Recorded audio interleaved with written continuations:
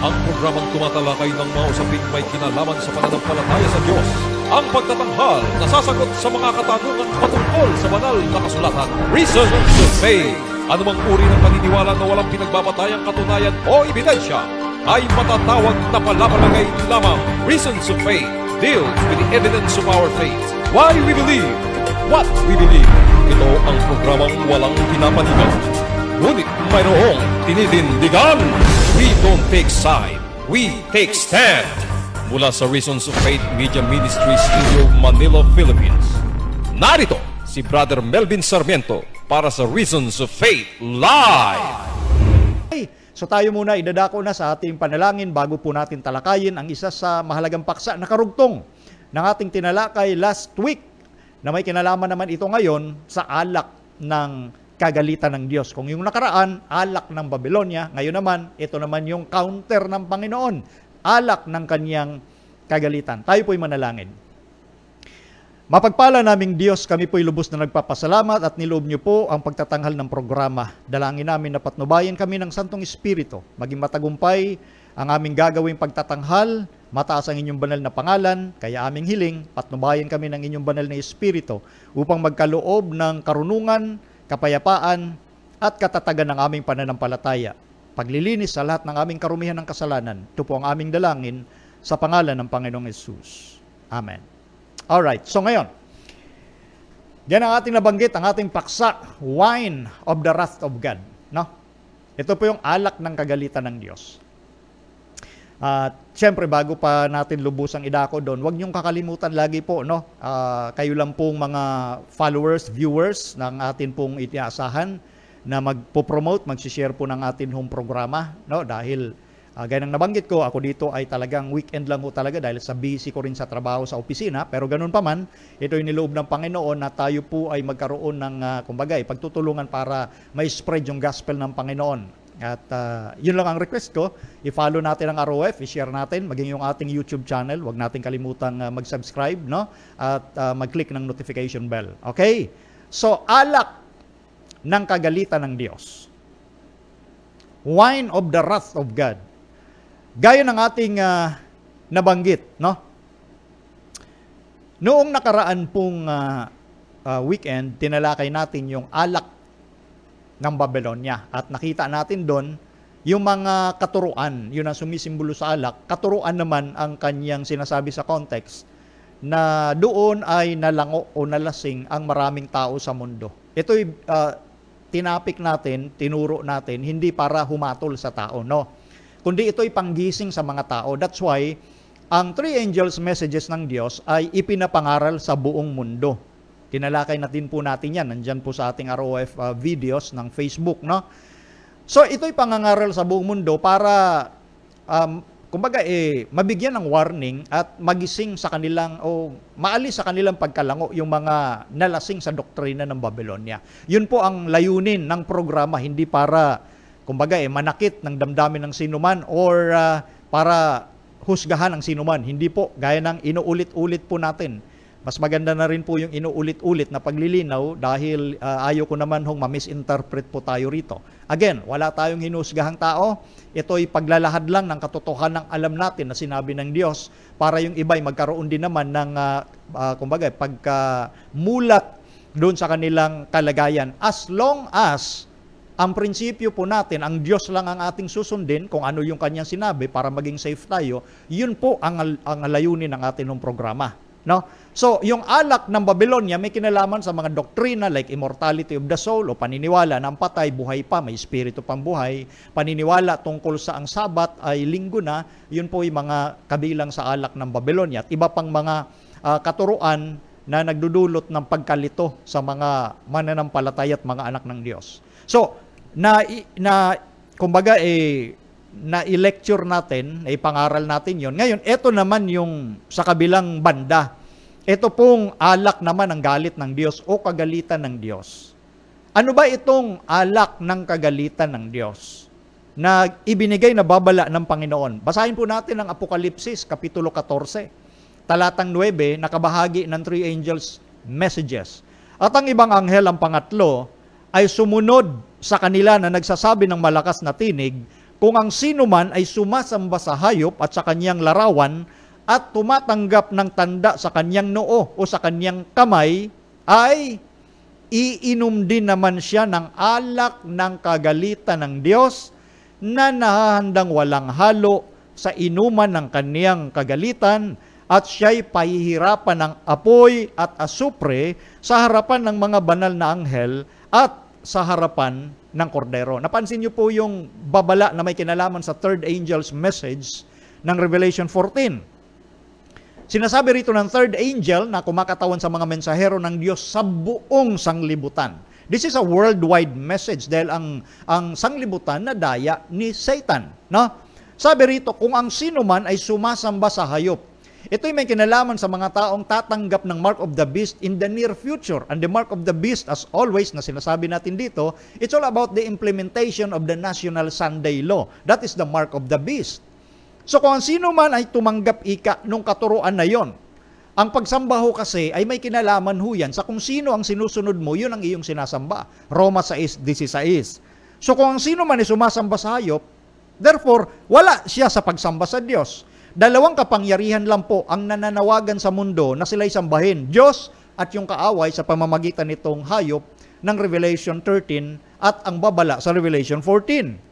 Yung tanda sa noo at kamay, pagtanggap nito ay may kinalaman sa doktrinang tinanggap mo at isinabuhay. Yun ang simbolo ng kamay. Simbolo ng noo ay may kinalaman sa pagtanggap ng katuruan. At ito na nga po ang magiging issue sa buong mundo sa malapit ng panahong ating kinakaharap. Kaya may babala ang Diyos, yung kanyang counter, para hindi madaya yung kanyang mga anak. Kaya kapag ikay ay sumamba sa hayop, mas naniwala ka sa kanya, ang sabi ng Diyos, iinom ka ng alak ng kagalitan ng Diyos. Yun ang tatanggapin ng taong ang loyalty ay ipinagkaloob sa hayop. At ang hayop na pinag-uusapan, beast, symbol yan ng kapangyarihan. Mula pa sa Daniel chapter 7, it's all about the little horn, Daniel chapter 8. And then, dito sa Revelation chapter 13, the leopard-like beast. Nang tinutukoy nito ay kapangyarihang pangrelihiyon sa buong mundo. None other than the papacy. Pasintabi ho sa ating mga kaibigan, hindi po ang mga tao ang ating tinutukoy, kundi doktrina. Sistema nga po Hindi po yung mga, alam nyo, paulit-ulit nating sinasabi, marami hong mga mababait nating mga kaibigan from different sect of Christian denomination, especially the Roman Catholic. Mababait ho ang mga tao ho nandyan, matitino, karamihan ho. I can testify to that dahil marami ho akong kamag-anak ko halos lahat. Ganon. Mga kaibigan ko, mga katrabaho ko, ganon. So, matitino ho silang tao. Ang pinag-uusapan, again natin dito, doktrina. Ito'y pangmulat po sa lahat. So, binabanggit dito, yung warning ng Diyos, na walang magagawa ang Diyos. Pag sinamba mo ang hayop, matik tatanggap ka ng alak ng kagalitan ng Diyos. Ang tanong, ano yung alak ng kagalitan na yun ng Diyos na sinasabi walang halo sa inuman ng kanyang kagalitan? Sa mga manginginom, kabisado nila ito. Ay, nung dating buhay ko, ganun din ako, kabisado ko, na kapag ang alak, walang halo, matapang yan. Kaya ngayong iba, pag umiinom, may mga halo-halo yan, may mga chaser na tinatawag. So dito sa puntong ito, tiniyak ng Diyos na pag sinamba ninyo yung hayop, masinunod nyo siya, tatanggap kayo ng alak ng kagalitan ko na walang halo at pahihirapan ng apoy. In the near future, magaganap pa yung impyerno. In the near future, kapag iginawad na ng Diyos yung executory phase of His judgment, pahihirapan sila ng apoy, lahat ng sumamba sa hayop, sa asopre, sa harapan ng mga banal na anghel at sa harapan ni Kristo, yung kordero. Tanong, ano yung alak ng kagalitan ng Diyos? Pag sinabi yung kagalitan ng Diyos, technical term, in these last days, ito unti-unti nating titingnan, sabi sa Revelation 15, binasa natin Revelation 14, Apocalypse 15 naman, talatang 1, paki-flash Ali, at nakita ko ang ibang tanda sa langit, dakila at kagilagilalas. 7 anghel na may 7 salot, na siyang mga panghuli, sapagkat sa mga yaoy magaganap ang kagalitan ng Diyos. Ito palang terminology in these last days na kagalitan ng Diyos ay kumakatawan sa huling 7 salot. 7 last plagues. Diyan po nakapatungkol yung terminology na kagalitan ng Diyos. The wrath of God. May magaganap na pagbuhos ng Diyos ng kanyang huling 7 salot. At yan ay wala pa. Kinakailangan munang ma-implement yung mark of the beast before sa pagbuhos ng una doon sa 7 salot. Kasi kaya ko diniin yon kasi may mga nag-iisip na meron ng 7 salot ngayon. Wala pa. Kasi may sequence ang Bible. Una, mark of the beast. Kaya nga ang warning, kung sino man ay sumasamba sa hayop at sa kanyang larawan at tumatanggap ng tanda sa kanyang noo o sa kanyang kamay. Wala pa ngayon yon. Pero sinasabi natin paulit-ulit na malapit nang mangyari yon. Di lang natin alam kung kailan yung petsa. Pero yung mga signs na sinabi ng Biblia, nandito na, nakikita na ho natin. Yung mga tanda. At yan ay tinalakay natin sa mga serye nating pagtalakay. So again, ayon sa Biblia, hindi ayon kay Brother Melvin, ang kagalitan ng Diyos ay kumakatawan sa huling 7 salot. Dito ikay magaganap ang kagalitan ng Diyos. Ngayon, itong huling 7 salot, ano-ano ang mga ito? So from Apokalipsis 14, sa warning ng 3 angels messages, and then sa chapter 15, binanggit, dinefine kung ano yung kagalitan ng Diyos, yan pala ay huling 7 salot. Sa chapter 16 naman, 14, 15, 16, dito inisa-isa kung ano-ano yung huling 7 salot na sa ngayon ay wala pa. Ang sabi rito, paki-flash Ali, 16 verse 1. At narinig ko ang isang malakas na tinig na mula sa santuaryo na nagsasabi sa 7 anghel, humayo kayo at ibuhos ninyo ang 7 mangkok ng kagalitan ng Diyos sa lupa. Binanggit uli na yung kagalitan ng Diyos ay yung 7 mangkok na ang nilalaman 7 salot na ibubuhos ng 7 anghel. Ayan ho yung kagalitan ng Diyos. Ngayon, in verse 2, at humayo ang una at ibinuhos ang kanyang mangkok sa lupa at naging sugat na masama at mabigat sa mga taong may tanda ng hayop na yaon at nangagsisamba sa kanyang larawan. Napansin niyo po yon. Ibinuhos ng unang anghel doon sa 7 yung unang mangkok at ang resulta, sugat na masama at mabigat sa mga tao na tumanggap sumunod sa mark of the beast. Sa nag-implement ng mark of the beast, yung mga nagsisamba sa hayop at sa kanyang larawan, ang lahat po ng tatanggap at susunod sa implementation ng National Sunday Law, makakatanggap, tiyak, ayon sa Biblia, ayon sa Diyos, ng huling 7 salot. Ang una nga, sugat na masama. Ano ba itsura nung? Sa English translation ay boil. Sugat na masama. Sinubukang i-picture out ng isang artist po ito. Paki-flash nga, Ali. Yan ho. Ito yung bukol-bukol, parang bukol-bukol sa katawan. Sugat na masama. Ito po ay halos kahalintulad o kahalintulad na ginamit na salita doon sa pangyayari kay Job na nagkaroon siya ng mga bukol. Ito naman dito sa Revelation, sugat na masama. Yan ang resulta ng pagbuhos ng una sa 7 salot.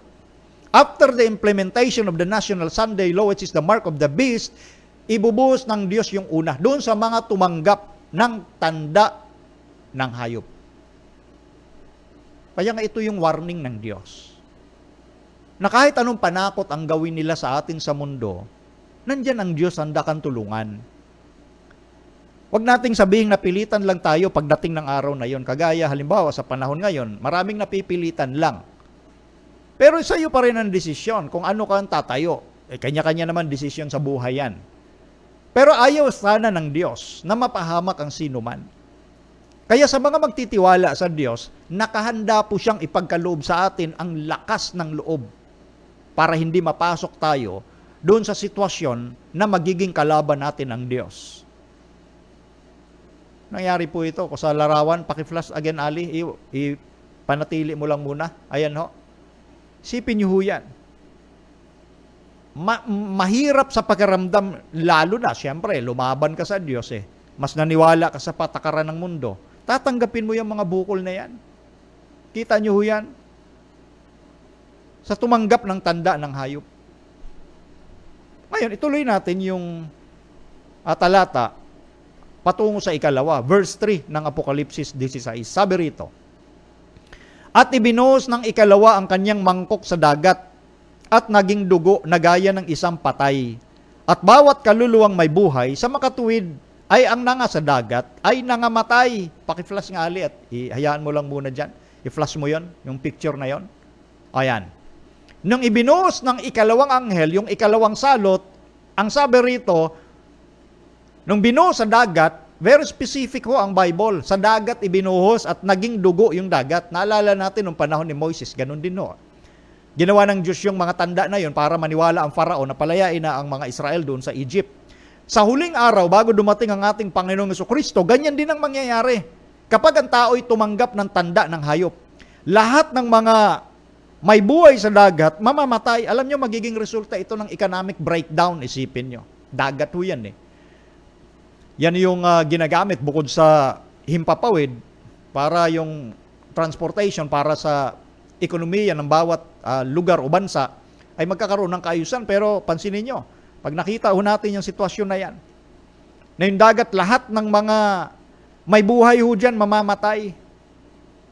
Ayan ho ang resulta nung pagbuhos ng ikalawang anghel ng ikalawang mangkok na ang nilalaman ay kagalitan o salot ng Diyos.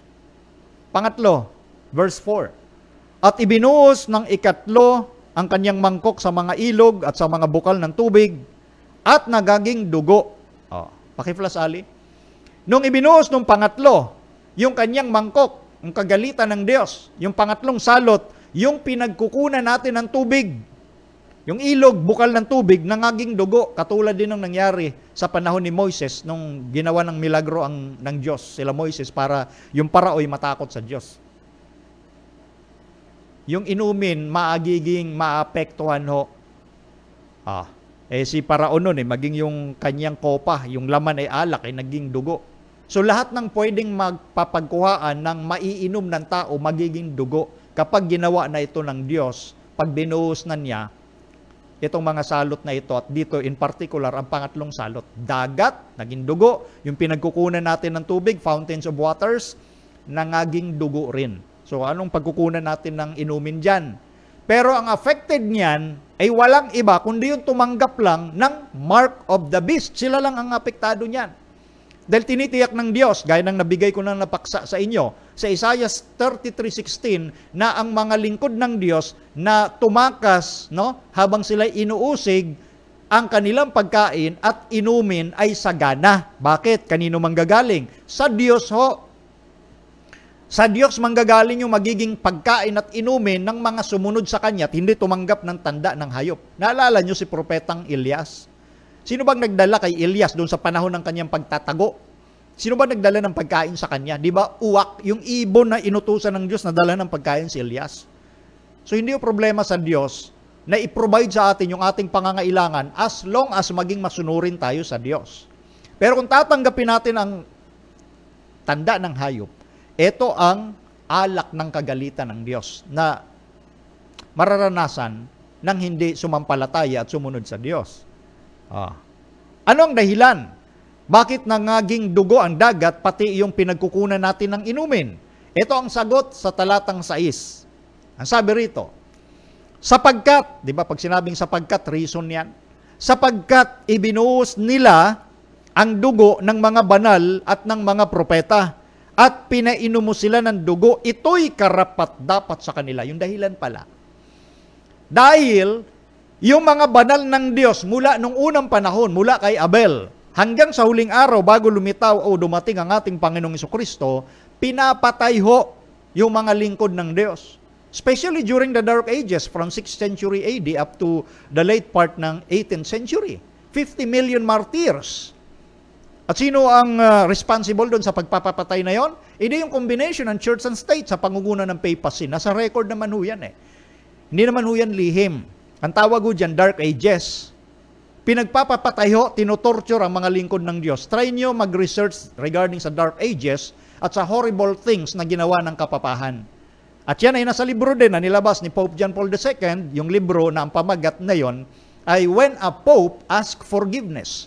The mea culpa of Pope John Paul II. Latin words, mea culpa means he's asking forgiveness. Kaya yung sinasabi natin dito ng pagpapapatay doon sa mga tao na yon, literal ho yun. Aminado sila doon. Hindi hulingid sa kasaysayan yon. At ito yung sinabi ng Biblia, ang dahilan kung bakit Nagpapatuloy pa rin silang sumunod doon sa abnormal combination ng church and state na mayroong tinatawag na pamimilit. Kahit ayaw mo, pipilitin ka, gagamitin ng gobyerno, isa sa batas yung mga patakaran nila na kapag hindi ka sumunod, wala kang trabaho, wala kang pagkain, makukulong ka pa. That is coercion. Lahat ng uri ng coercion galing sa demonyo ho yan. Ang Diyos o kailanman hindi ho namimilit. Pag naramdaman nun na ninyo na mayroong pamimilit, yan ho ay spirit na ng persecution. Galing kay Satanas ho yan. Dahil ang Diyos kailanman hindi namimilit. May kalayaan tayo, pero dadanasin natin yung consequences ng ating aksyon. At ang Diyos lang ang pwedeng gumawa nun. So ang dahilan kung bakit nagaging dugo yung pinagkukunan ng tubig nung ibinuhos nung pangatlo, dahil nga sa pagpapapatay sa mga lingkod ng Diyos. Sino nagpapapatay? Mga relihiyosong tao rin. Di ba yan ang sabi ni Jesus sa John chapter 16 verse 2? Na huwag kayong magtaka, sabi niya sa kanyang mga alagad, darating ang araw na ang sino mang pumatay sa inyo ay nag-aakalang naglilingkod sila sa Diyos. Isipin nyo, pumapatay ng tao, ang isip nila, kaya kami pumapatay para masunod namin ang Diyos. Yan o, malungkot ang prinsipyo ng tao at ayan ay espiritu ni Satanas. Tiyak ho yun, walang kaduda-duda ho yun. Ano ho? So ito yung matatanggap rin in these last days sa mga sumamba sa hayop sa pamamagitan ng pagtanggap ng mark of the beast. Sa ngayon, wala pa ho. Ngayon, tuloy natin. Ito sa verse 10, kasi ito naman ay regarding sa 6 na tatak. Babalikan ko lang yung mga punto doon sa pinapakita sa mga simbolo. Sabi diyan, at sila'y sumigaw ng tinig na malakas na nagsasabi, hanggang kailan, O Panginoong banal at totoo, hindi mo hahatulan at ipaghihiganti. Next. Ipaghihiganti ang aming dugo sa mga nananahan sa ibabaw ng lupa. Next. At binigyan ang bawat isa sa kanila ng isang maputing balabal at sa kanila'y sinabi na magpahinga pa ng kaunting panahon hanggang sa maganap ang bilang ng kanilang mga kapwa alipin at ng kanilang mga kapatid na mga papatayin namang gaya nila. Ito po yung symbolism na pinakita sa ika-6 na tatak. Symbolism na yung mga kaluluwa ay humihingi ng hustisya sa Diyos. Sabi ng Panginoon, maghintay pa kayo. Kailangan maganap muna yung panahon. Kita nyo? Kaya nga nung sinabi doon sa pagbuhos ng salot na yon na kung bakit yung inuming pinagkukuhaan ng tao magiging dugo, hindi na mapakinabangan, kasi nga yan ang ginawa ng mga persecutor at ng mga tumanggap ng tanda ng hayop na sila'y nanatili pa rin sa abnormal combination ng church and state, gobyerno at relihiyon na nagpapahirap sa mga tao, sa mga anak ng Diyos. Tapos sasabihin nila, mga relihiyoso din kami. Sipin nyo yun, di kung relihiyoso ka, gawin mo ang paniniwala mo, huwag kang mag-persecute ng tao. Ganun ang tamang espiritu dyan. No? So, yun ang dahilan kung bakit magiging dugo yung mga inumin at wala nang mapapakinabangan yung mga tumanggap ng tanda ng hayop. Verse 8, punta tayo sa ika-4. At ibinuhos ng ika-4 ang kanyang mangkok sa araw, sun, at ibinigay nito sa kanya ng masunog ng apoy ang mga tao. Pakita mo anak yung picture. Napansin nyo nung ibinuhos yung ika-4 na mangkok na may lamang ika-4 na salot, ibinuhos sa araw, sun. At yung mga tao ika ay alin? Masunog ng apoy ang mga tao. Kita mo yung init ng araw, magiging matindi pang init na susunog sa mga tao. Tingnan nyo, bukol-bukol na. Wala nang inumin. Bagsak ang ekonomiya dahil yung dagat naging dugo. Tapos susunugin pa sila ng araw. Yung mga tumanggap ng tanda ng hayop, literal na mangyayari ho yan. Bakit kaya ibinuhos ng Diyos yung ika-4 na salot doon sa araw? Kasi ho, ito po'y tanda na yung mga tao'y tuloy-tuloy sa pagiging sun worshipper dahil nga sa implementation ng Sunday law. Mula noon hanggang ngayon, ganun sila. Kaya sabi rito, pakinext anak, verse 9, at nangasunog ang mga tao sa matinding init at sila'y namusong sa pangalan ng Diyos na may kapangyarihan sa mga salot na ito. At hindi sila nangagsisi upang siya'y luwalhatiin. Napansin nyo? In spite of the fact na Diyos ang nagbigay ng salot na nasunog pa sila, namusong sila sa Diyos.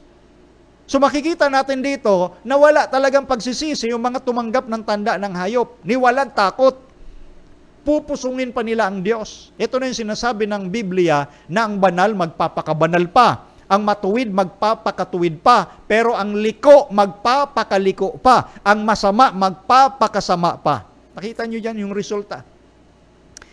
Kaya nga hindi ho totoo na kapag merong isang matinding pangyayari sa tao ay magbabago siya. Merong marahil na nangyayaring ganon, pero after ng event na yon, balik uli siya sa dati. Kasi doon makikita yung karakter ng tao eh. Di ba? So ito nga ho yun.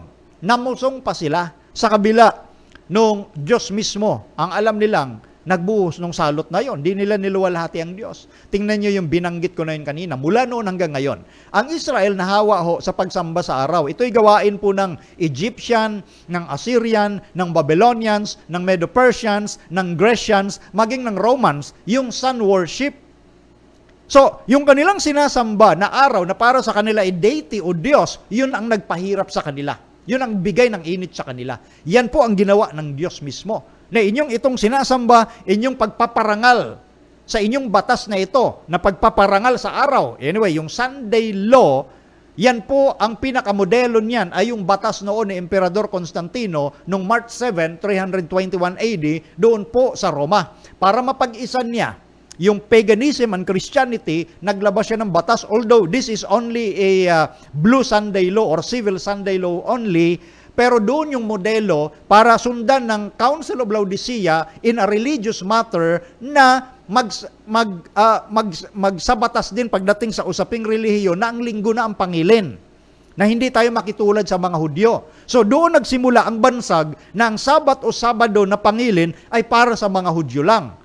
At yan nga ang sinasabi hanggang sa kasalukuyan ng mga religious leaders na hindi sumusunod sa Sabat ng Panginoon. That is Jewish Sabbath according to them. Pero yun po ay galing mismo doon sa Council of Laodicea para hindi tayo ma-identify sa mga Sabbath keepers. Sundin natin yung tungkol sa Sunday na ang nagpasimula ng civil law ay si Emperor Constantino. Again, March 7, 321 AD, Sunday. At ang sabi ni Constantino, on the venerable day of the sun, let all the magistrates in the cities rest and let all workshop be closed. In the country, however, people who are engaged in agriculture may freely and lawfully continue their pursuit. Napansin niyo yung sinabi na yun in a translation sa English mula sa Latin? Venerabilis Jesulis. Ang ibig sabihin nun, pag niliwat mo, eksakto, letra por letra, sa pasensya no, eksakto, letra por letra, sa wikang Pilipino, ang ibig sabihin ng Venerabile Jesulis ay sa kagalang-galang na kaarawan ng araw. Kagalang-galang na kaarawan ng alin? Araw. Kasi si Emperor Constantino ay sun worshipper. Siya po'y mananamba sa araw. So yan po yung nasa likod nitong usapin kung bakit sa huling panahon, bago dumating ang ating Panginoon, ibinuhos niya sa araw na yung araw na iniisip ng mga sumasamba dito ay benefit sa kanila, yung araw mismo ang susunog sa kanila. Yun ang masaklap na magiging kaganapan. Ang mga Hudyo, nahawa, ito, pakilagay ali, Ezekiel 8:16, ito yung mga masamang gawain ng mga Hudyo noon, na the ancient Israel. At dinala niya ako sa pinakaloob na looban ng bahay ng Panginoon. At narito, sa pintuan ng templo ng Panginoon, sa pagitan ng malaking pintuan at ng dambana ay may 25 lalaki na sila'y nakatayo sa dako ng templo ng Panginoon at nakaharap sa dakong silanganan at kanilang sinasamba ang araw sa dakong silanganan. Kaya ito yung dahilan kung bakit ibinuhos yung ika-4 na salot sa araw. Mga mananamba sa araw. At yan ay dinedicate sa Sunday law, Sunday keeping. Pagpaparangaluyan ng mga pagano sa araw. O ngayon, tuloy tayo. Itong ika-5 salot sa verse 10. At ibinuhos ng ika-5 ang kaniyang mangkok sa luklukan ng hayop na yaon at nagdilim ang kaniyang kaharian.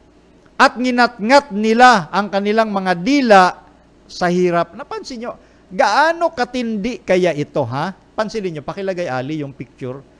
Nung ibinuhos ng ika-5 anghel yung salot, doon sa trono mismo ng hayop. No? At nung ibinuhos yun, nagdilim yung kanyang kaharian. Dumilim. Pero mapansin nyo, Hindi basta lang dilim ito. Bakit? Ang resulta, nginat-ngat nila yung kanilang mga dila dahil sa hirap. Inisip-isip ko, ano kayang klaseng dilim yun? Na magiging dahilan na ngat-ngatin mo yung dila mo dahil sa hirap? Nakikita yung picture nyo dyan? Magaganap po ito. Apektado rito yung mga sumasambalang sa hayop, yung tumanggap ng kanyang tanda sa noo at kamay. O ngayon, verse 11, ano yung naging reaksyon nila nung binuhos yun? Ay, siyempre, ngat-ngat yung dila dahil sa hirap. At sila'y namusong sa Diyos ng langit dahil sa kanilang mga hirap at sa kanilang mga sugat. At hindi sila nangagsisi sa kanilang mga gawa. Ang masama, magpapakasama pa. Ang liko, magpapakaliko pa. Resulta na lang ho ito, manifestation ho ito. Kahayagan na lamang po ito ng sinasabi ng Diyos. No? So yun ang nangyari nung ibinuhos ang ikalimang salot. Ito naman, punta tayo sa ika-6. Verse 12. At ibinuhos ng ika-6 ang kanyang mangkok sa malaking ilog na Euphrates at natuyo. Ano sabi? Natuyo ang tubig nito upang mahanda ang dadaanan ng mga haring mula sa sikatan ng araw. Pansin niyo yun? Ay, tuloy ko muna ha, sa verse 13. At nakita kong lumabas sa bibig ng dragon, at sa bibig ng hayop, at sa bibig ng bulaang propeta, ang tatlong espiritong karumal-dumal na gaya ng mga palaka. Paki-flash nga yung picture, Ali. Yan. Napansin niyo yung larawan dyan. Ang sabi rito nung ibinuhos yung ika-6 na salot, sa malaking ilog na Euphrates. At ang nangyari dito, natuyo yung tubig nito. Para mahanda daw yung alin? Yung dadaanan ng mga hari mula sa sikatan ng araw, sa east. Tandaan natin na itong mga pangungusap na ito, hango ito sa event sa Old Testament, especially nung ibinagsak ng Panginoon sa pamamagitan ni King Cyrus ng Persian Empire, ang Babylonian Empire noong 539 BC. Ang ginamit ni King Cyrus, since napakalakas ng kaharian ng Babylonia, tinuyo. Kumbaga, ayon sa history, naghukay si Haring Ciro, si King Cyrus ng Persia. Dahil ang Babylonia, kumbaga dumadaan yung ilog doon sa gitna ng kanyang kaharian, ilog ng Euphrates. At bukod dyan, ang sistema ho kasi ng kingdom ng Babylon, merong tinatawag na moat. Sabihin, kunyari, ito yung square kingdom nila. Yung moat ay ilog yan sa palibot ng pader. Okay? At yung kingdom ng Babylon, yung kanyang mga pintuang yan ay pintuang bakal, yung mga gates niya. At doon sa tower ng Babylon, nandoon yung mga, syempre, yung mga mamamana doon sa mga sumusugod. Ang siste, bago nila marating yung gate ng Babylon, mamamangka sila sa ilog, sa moat, yung moat. Yun ang nagsisilbing protection ng Babylon, yung moat. At bukod doon, yung ilog ng Euphrates, dumadaan sa gitna ng kaharian ng Babylon. So, habang susugod ka pa lang doon, patay ka na, sa bangka ka pa lang kasi mamamangka ka pa. Ang problema mo pa, pagdating sa gate, bakal yung gate ng Babylon. That is why, ang Babylon ay itinuturing ng Biblia na kingdom of gold. Talagang superior yung kahariang yon. Walang sino mang nag-iisip na matatalo sila, lalo na ng mga inferior kingdoms like Media at Persia. Pero ang ginawa ni King Cyrus, naghukay siya. Dinivert niya yung daloy ng ilog sa Euphrates sa iba. Kaya bumabaw yung tubig ng Euphrates. At doon, nakapasok sila sa dilim na hindi na malaya na naglalakad na sila doon sa tubig papunta ng gate. At dahil sa kalasingan ng mga gwardya ng Babylon, dahil nagpiesta sila during that night sa kanilang pagiging overconfidence, naiwang bukas yung pintuang bakal. At yun ang nakalagay sa Isaiah chapter 45 verses 1 and 2. Yung mga pintuang bakal ay hindi masasarahan. Literal na nangyari ho yun sa Babylonia sa kanilang pagiging overconfident. Nagpiesta, naglasing, kahit alam nila may sumusugod sa kanilang Persia. Oo nga naman. Paano makalapit yung mga Persians na yan? Mamamangka pa lang sila, patay na sila. Pagdating dito, napinto ang bakal, sarado. So, kinagabihan, nagpiesta sila. Mga gwardya na lasing. Yun ay sinabi na mismo ng Diyos, Isaiah chapter 45. Kaya't na-conquer ni King Cyrus ang Babylon, hindi dahil sa kanyang karunungan. Yan po ay nakita na ng Diyos, kaya sinabi sa Biblia, ipinasulat na kay Isaias. So pinapakita ko po sa inyo yung background ng pinaghanguan na ito sa Revelation. na yung pagkatuyo ng Euphrates River, lumalabas kasi sa Bible prophecy, ang ilog ay kumakatawan sa mga tao. So ito pong pagbuhos ng ika-6 na salot, yung support ng mga tao, doon sa spiritual Babylon, mawawala ho yan. Babagsak ho ang Babylon na yan. At yan ay kaakibat o parallelism nung sinabi rito sa verse 12 para ihanda yung dadaanan ng mga haring mula sa sikatan ng araw. Yun ang ginawa ni Cyrus nung bumabaw yung ilog ng Euphrates, napasok nila yung kingdom ng Babylon. Hindi ho sila namangka, naglakad ho sila. Dahil yung tubig ay na-divert ni King Cyrus. So nawala yung moat at maging yung ilog ng Euphrates. At nakatulog yung mga gwardya na iwang bukas yung pintuang bakal. Kaya doon sila nadaig.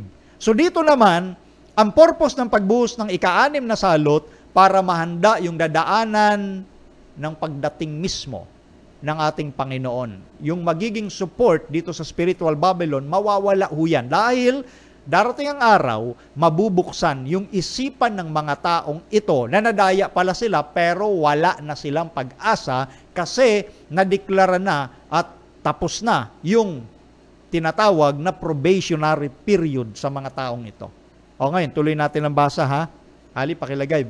Eto nga, nung binanggit yung tatlong espiritong karumal-dumal, isipin nyo, ito yung Trinity. Yung dragon at yung hayop. Etong dragon, kumakatawan nito. Anyway, sa Bible, ang dragon primarily symbol ni Satan yan. At ang dragon, dito kumbaga, sa principle in these last days, kumakatawan ho yan sa tinatawag na paganism, spiritualism. Na ito po yung ginagamit ngayon sa sanglibutan. No? Naakit ang mga Kristiyano dito sa spiritualism na ito mula sa eastern part ng religious belief like Hinduism, like Buddhism, so on and so forth. And then, nandito yung bulaang hayop, which is the beast. Ito yung kumakatawan sa system ng tinatawag na papacy. And nandito yung bulaang propeta. Ito yung kumakatawan sa mga protestanting nag-apostate, so apostate Protestantism. Sila yung ginagamit at ginamit ng kaaway at ipinakita sa larawang tatlong espiritong karumal-dumal gaya ng palaka. O, kita nyo? So, nakita nyo kanina yung mga larawang yon.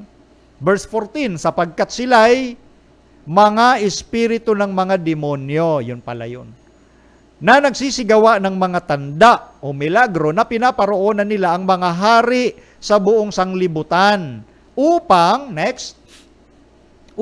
tipunin sa pagbabaka sa dakilang araw ng Diyos na makapangyarihan sa lahat. Stop po muna ako dyan.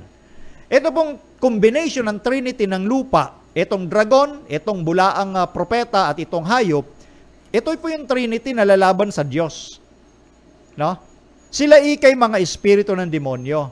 Gumagawa sila ng mga milagro. Ang tao, sabi nga nila, to see is to believe. Mahilig ang tao sa milagro. Lalo na kung they are very convenient. No? Convenient ho sila sa kanilang, kumbaga, kung approve para sa amin yung inyong mga isa sa batas at inyong palatuntunan, susunod kami dyan. It is always their convenient. Yung para maging panatag ang tao, yun ang kanilang sinusundan. Kaya madali silang dayain ng hayop. Madali silang dayain ng kalaban. At ang ginagawa nga nitong Trinity na ito, pinaparoonan nila yung alin? Mga hari sa buong sanglibutan. O, pansinin nyo nangyayari sa ating panahon ngayon. Di ba? Pagkakaisa ng mga world leaders. At dito, mayroong tinatawag na deceptive mentality ho rito. Yung mindset ay pang sanglibutan. Inaayos kanila ang sanglibutan para maging maayos yung ating tirahan. Mga kapatid, mga kaibigan, meron hong lugar na inaayos ang Diyos sa kanyang mga anak. Bakit hindi yun ang ating alamin? Nung ang ating Panginoong Hesus umakyat sa langit, ang pangako niya sa kanyang mga nalulungkot na alagad, dahil sila'y pansamantalang iiwan, sabi sa John chapter 14 verses 1 to 3, magsisampalataya kayo sa akin. Magsisampalataya kayo sa Diyos. Sa bahay ng aking ama, maraming tahanan. Ako'y paroroon upang ipaghanda ko kayo ng dakong kalalagyan. At kung ako'y makaparoon, muling paririto ako at tatanggapin ko kayo sa aking sarili. Upang kung saan ako naroon, kayo din naman ay dumuon. Pansinin niyo po yan, mga kapatid, mga kaibigan. Kahit ano pa kayong pananampalataya at napapakinggan niyo po ito, merong inihanda ang Diyos sa bawat isa sa atin. Yun ang ating hanapin. Hindi ho yung mga planong ginagawa ngayon sa sanglibutan, na pagkaisahin ang buong mundo. Dahil nga alam natin sa nangyayaring pandemya na ito, na nagaganap yung mga patakaran na nagdudulot ng pag-uusig sa tao. Kita niyo? Wag tayo magbulag-bulagan, mga kapatid, mga kaibigan. Etong sistema ng mundo natin ngayon, sa kanilang mga patakarang ginagawa, nagdudulot ho ng maling unawa sa tao na para bagang ang mundo natin aayos pa. Magiging prosperous pa ito, magiging peaceful pa ito, magiging matiwasay pa ito, magiging safety pa tayo. We are going for a better world. Di ba yan yung pangako ho nila? Dahil nga po rito sa Laudato Si, the new order of our world, which is the new world order. Magiging mabuti pa ang lahat. Yun ang pangako nila dahil sa pagkaunawa nila, kaya pa nating ayusin ang mundo. Kikita ho natin dito yung mga tinatawag na conspiracy. No? Para mapasunod nila ang tao, pupuwersahin nila. Merong inihandang tahanan ang Diyos sa langit. Yun ho ang ating tuklasin.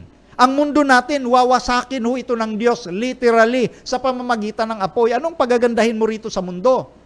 Dahil wawakasan ng Diyos ang kasamaan. Aalisin ng Diyos ang kasalanan na nagpapahirap sa tao. Merong plano ang Diyos.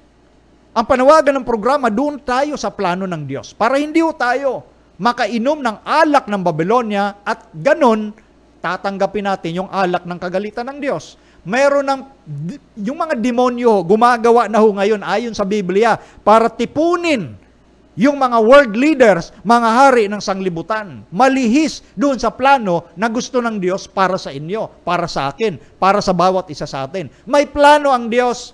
Nililihis ho ng demonyo yung plano ng Diyos. At kung kayo po ay mahilig sa popularity, kung kayo po ay mahilig sa majority, nakakalungkot ho ang inyong magiging wakas. Kung mahilig kayo sa sinasabi ng karamihan dito sa sanglibutan. Ngayon, ang purpose nito, sabi nga ng Biblia, para tipunin sila, para labanan yung Diyos. Anong laban ng mga creature sa Diyos? Anong laban ni Satanas sa Diyos? So ngayon, nung ibinuhos yung ika-6 na tatak, merong pose. Merong pose. Kumbaga sa may play, may pose, may stop. Merong pose. Hindi itinuloy agad yung ika-7. Ano yung pose? Eto sa verse 15. Pansinin niyo yan ha. Sabi diyan, mapalad siyang nagpupuyat at nag-iingat ng kaniyang mga damit na baka siya'y lumakad na hubad at makita nila ang kaniyang kahihiyan. Napansin niyo yan? Matapos ibuhos yung ika-6 na salot na kumakatawan doon sa pagkatuyo ng ilog ng Euphrates na nagsasalarawan ng matinding labanan na mangyayari dahil ang pagkatuyo ng ilog ng Euphrates, mahanda yung mga haring mula sa sikatan ng araw. Ito yung pagdating na mismo ng ating Panginoon. Kaya bago dumating ang ating Panginoon, sinasabi ho ng Biblia, mapalad siyang nagpupuyat. Yung pagpupuyat ho na sinasabi dito ay hindi nangangahulugang hindi ka matutulog. Be watchful. Spiritual sense ang pinag-uusapan. Ibig sabihin, pagmasdan nating mabuti yung nagaganap na sa ating kapaligiran bilang katuparan ng propesiya ng Diyos. Magmasid ho tayo. Huwag tayong magsawalang bahala. Yan ang ibig sabihin ng sa spiritual sense ng pagpupuyat. Meron kang binabantayan. Meron kang pinaghahandaan. Ayaw mong matulog, baka pag nakatulog ka o nakaidlip ng konti, malingat ka at doon magiging advantage yung kaaway sa iyo. Yan ang pinag-uusapan ho rito. So sa pagpupuyat, nag-iingat ka ng iyong damit. Yan. Naalala nyo yung binasa, kaya sinadya ko pong ipakita yung nasa Apokalipsis 6 na humiling ng hustisya yung mga pinatay na yon. Humiling sila ng hustisya sa Diyos at ang sabi ng Diyos, hintayin natin na matupad yung buong kapanahunan, basta ang punto doon, binigyan sila ng Diyos ng damit. Yung damit na yon, yun yung damit ng kaligtasan na kumakatawan sa katuwiran ni Kristo. So meaning to say, etong pangyayari sa pagbuhos ng huling 7 salot, ingatan natin mga kaibigan at mga kapatid, ang ating katuwiran ni Kristo lamang, hindi yung ating righteousness. Because our righteousness, according to Isaiah chapter 64, verse 6, is just as filthy rags. Gaya ng maruming basahan ang ating katuwiran. So ang sabi rito, ingatan natin. Dahil nung tinanggap natin si Kristo, yung damit na yun ng katuwiran ni Kristo, symbolically speaking, ibinigay sa atin. At kapag hindi natin ingatan yung kadalisayan ng damit ni Kristo sa ating buhay, baka masumpungan tayo ng Diyos na lumakad na hubad at mahayag yung alin? Ating kahihiyan. Yung atin nung kasing katuwiran, pagiging hubad at kahihiyan ho yan. Yung filthy rags. Kaya nung tinanggap natin si Kristo, sinampalatayan na natin yung merits, the perfect life of Jesus. And that is what we call the robe of Christ's righteousness. Na hindi tayo makakarating sa langit without that Christ's righteousness. Christ's righteousness alone is our passport to heaven. Hindi ho tayo nagtitiwala sa ating sarili na ang galing-galing ko, ang buti-buti ko, ang bait-bait ko, ang dami-dami kong natulungan. No, that is just a filthy rags. Basahang marumi lang yan. Ang hinahanap ng Diyos, sampalatayanan mo yung kanyang anak at tatanggapin kita sa langit. Yun ho ang usapin ng Biblia. That's why, sa Efeso 2:8, sa biyaya kayo'y nangaligtas. You are saved by grace, through faith, sa pamamagitan ng pananampalataya, at ito'y hindi sa inyong sarili, ito'y kaloob ng Diyos. Gift ng Diyos ang salvation. Kaya ngayon yung dinidiin natin na hindi yan dahil sa napakabuti mo, napakagaling mo. Wala ho Sa paningin ng tao, okay ka, pero sa paningin ng Diyos, ano ka? Kaya ingatan natin yung damit na yon. Sa panahong ito, mga kapatid, mga kaibigan, maging seryoso tayo sa ating pananampalataya. Hindi ibig namang sabing seryoso, hindi ka nangingiti. Hindi ho ganun. Hindi ho ganun. Masayahin po ang mga Kristiyano. Ang mga alagad ni Kristo'y masayahin po yan. No? Pero sila'y namumuhi sa mga kasalanan na kanilang nagagawa at patuloy na pinaglalabanan. Yan po ang paraan ng pag-iingat ng katuwiran ni Kristo. Labanan natin yung ating kahinaan, huwag nating gawin yung mga kasalanang alam natin. Kung nagawa natin, iluhod natin kay Kristo tuloy-tuloy para hindi tayo masumpungang hubad at kahiya-hiya sa panahon ng pagdating ni Kristo. That's why may pause. And then kung ituloy natin ang basa, tingnan nyo ali pakilagay, dito sa Apokalipsis, punta muna tayo sa Apokalipsis 12:11. Ito ho yung kumakatawan sa pinag-uusapan nating damit na ating ingatan. Bakit meron tayo nun? At siya'y kanilang dinaig. Ang tinutukoy na siya ay yung dyablo. At siya'y kanilang dinaig dahil sa dugo ng kordero at dahil sa salita ng kanilang patotoo. At hindi nila inibig ang kanilang buhay hanggang sa kamatayan. Ang pagtatagumpay ho ng mga anak ng Diyos ay dahil kay Kristo, doon sa kordero. Yun ang ating weapon. Ano yun? Yung sacrifice ni Kristo. Yung perfect na buhay ni Kristo, na bagamat siya'y perfect, pinatay pa rin siya. Yun yung ating pinakasandata para magtagumpay kay Satan. So ingatan natin yung damit na yon para hindi tayo masumpungang hubad. So ngayon, tuloy natin. Balik tayo doon sa ika-6 na tatak muna, verse 16. At tinipon sila, eto na, nagtipon-tipon na lahat ng mga hari, world leaders, tinipon sila sa dako na sa Hebreo ay tinatawag na Armageddon. 17. Ito na. Stop lang muna, nak. Etong Armageddon, gaya ng sabi ko, ang Apokalipsis, ang pinakamalaking pundasyon niyan ay nasa Old Testament. So itong word na Armageddon, it is a combination of Hebrew word, no? Na ibig sabihin sa Hebrew yung salita Hormigeddo. Combination ng dalawang salita sa Hebrew. Yung Megiddo ay lugar ho yan, plain. At sa Megiddo, pinaniniwalaan na diyan naganap yung mahigit 200 digmaan. Kasi noon yung digmaan noon, di ba? Tagaan, panaan. Ginagawa yan dyan sa lugar ng Megiddo. Yung patayan, digmaan nga Mahigit 200 ayon sa mga scholars. Yung Megiddo ay nasa kapatagan yan. Kapag ikay nakalocate sa Nazareth, ang Nazareth nasa tuktok. So kitang-kita mo yung Megiddo. Yan. At yung Hor, yan yung mga kabundukang nakapaligid sa Megiddo. Kaya Hormigeddo. Sa combination sa salita na nabasa natin, Armageddon. Yun lang ang ibig sabihin doon. Lugar na pinapalibutan ng mga bundok at diyan nangyayari yung labanan. So, ito'y paghahalin tulad lang sa magiging digmaan na magaganap sa panahon ng pagdating ni Kristo. At naturalmente, ang digmaang yun, walang ibang magtatagumpay kundi ang ating Panginoon. At ang sumampalataya sa Kanya, tiyak na tiyak ho yun. So, ang sanglibutan ang magiging Hormegido. Itong ating sanglibutan sa pag nawawakasan ng Panginoon. Ayun, ang ikapito, and the last. Paki-flash, Ali. At ibinuhos ng ikapito ang kanyang mangkok sa hangin at lumabas sa santuaryo ang isang malakas na tinig mula sa luklukan na nagsasabi, nagawa na. Verse 18, tuloy natin. At nagkaroon ng mga kidlat at mga tinig at mga kulog at nagkaroon ng malakas na lindol. Malakas na di nangyari kailanman. Hindi pa nangyayari yan.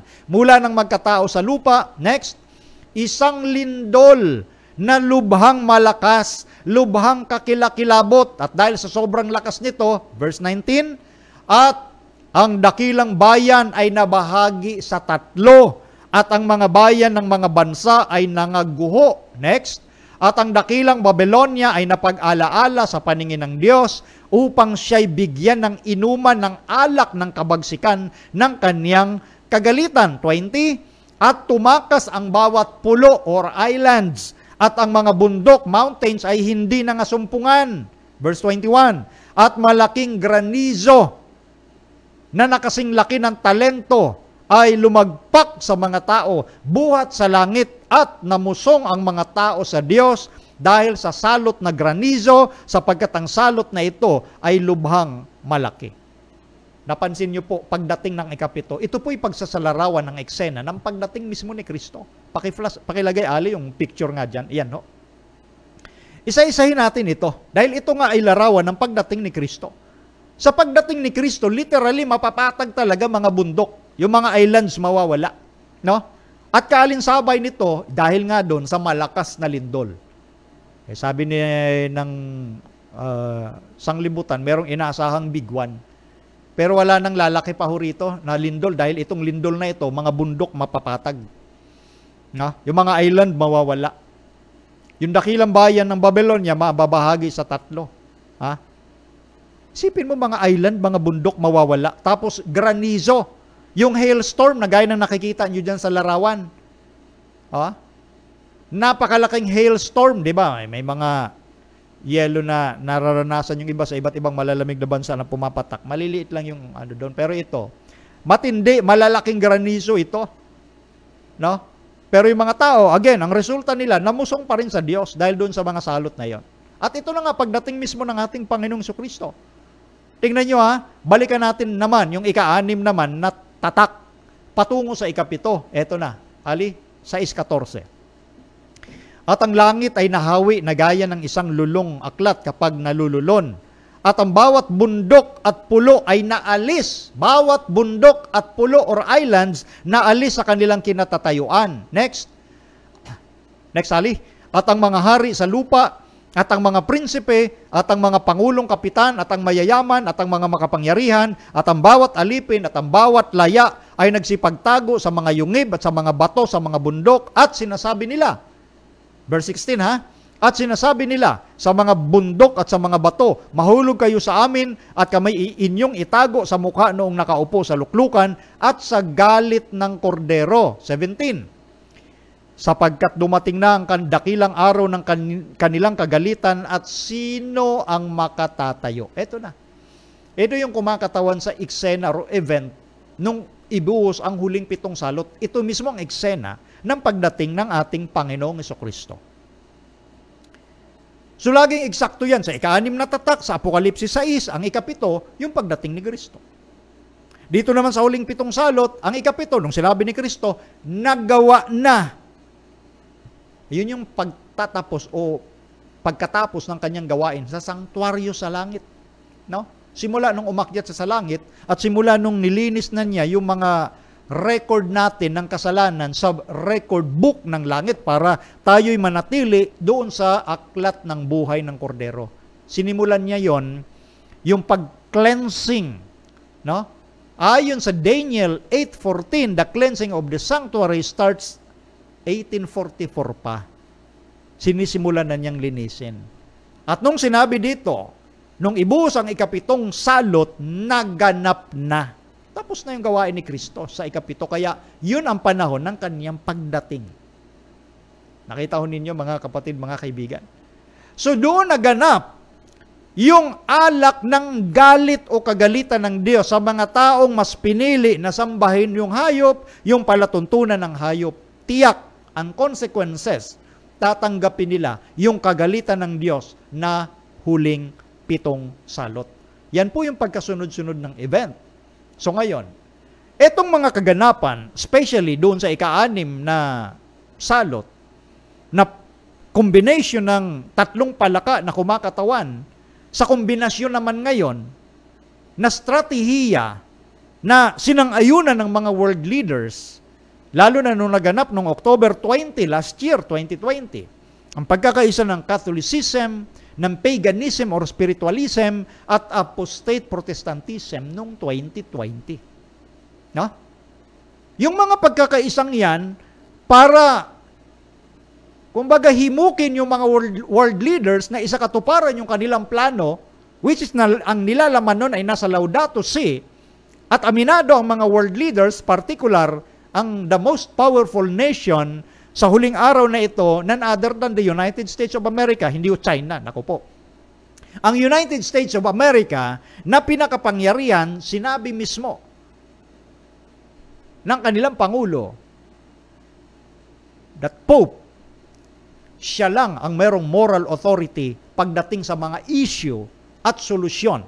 Especially dito sa 2 global crisis, pandemic at climate change. Ito yung mga strategy na para himukin yung mga leader ng sanglibutan, ginawa na noon pang panahon ng matandang tipan. At ipinakita doon na kapag ganyan ang isipan, na it is a combination ng church and state, ang espiritu ng demonyo ay gagawa sa mga yan. Tingnan nyo, pakiflash ali. 2 Kronika 18:20, sabi rito, at lumabas ang isang espiritu at tumayo sa harap ng Panginoon at nagsabi, aking dadayain siya. At sinabi ng Panginoon sa kanya, sa ano? Stop ko muna dyan.